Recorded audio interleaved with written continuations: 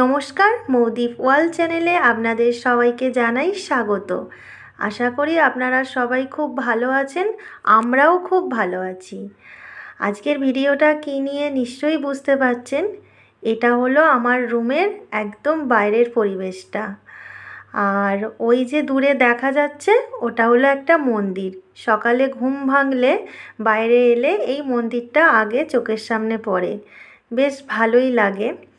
তো এই ভিডিওতে হয়তো সব এলাকাটা দেখানো সম্ভব হবে না, এই আর কি কাছাকাছি যেগুলো দেখানো সম্ভব হবে সেগুলোই দেখাবো। তো এটা হলো রেল স্টেশন, এটা একদমই রুমের কাছাকাছি। ভিডিওটা অনেকটা সকালে করেছিলাম তো সেই জন্য অতটা ভিড় ছিল না।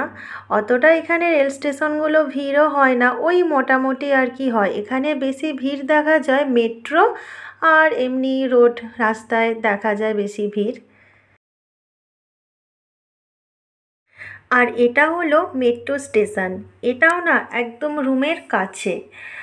আর ওই যে দূরে দেখা যাচ্ছে ওটা হলো বাস স্টপ, এটাও রুমের কাছে। তো এই মেট্রো স্টেশন, রেল স্টেশন আর বাস স্টপ তিনটে রুমের কাছাকাছি হওয়ার জন্য বেশ আমাদের সুবিধা হয়।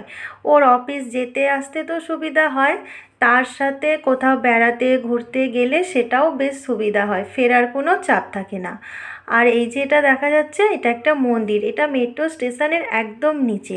এখানে না অনেক মন্দির আছে, আমার যেখানে রুম তার আশেপাশে অনেক মন্দির আছে। আর মন্দিরগুলো দেখতেও এখানে বেশ সুন্দর লাগে,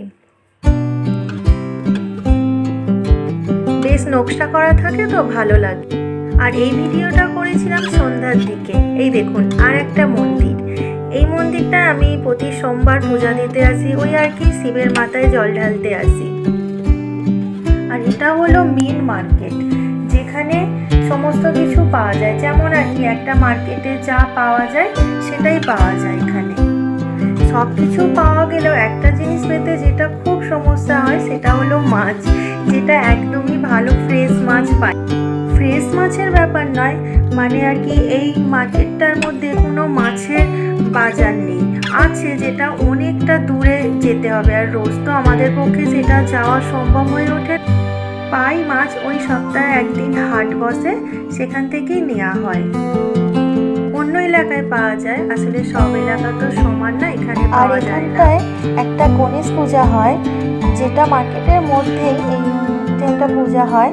বিশাল বড় একটা গণেশ ঠাকুর আছে, প্রায় 70 ফুট উচ্চতা মতো। আর আপনারা সার্চ করে দেখতে পারেন, খারিদাবাদ বিগ গণেশ বলে সার্চ করে দেখতে পারেন, বুঝতে পারবেন তাহলে। এবার আপনাদের কাছে একটা জিনিস দেখাই, এটা আমার কাছে খুব নতুন লেগেছিল। তো এটা হলো দেবীর কাছে এখানে কেউ কিছু প্রার্থনা করলে যদি সেটা পূরণ হয়, তো কেউ বলি দেয়, কেউ বা চুল দিয়ে সেটা করে পূরণ হলে, সেটা আমাদের পশ্চিমবঙ্গেও হয়।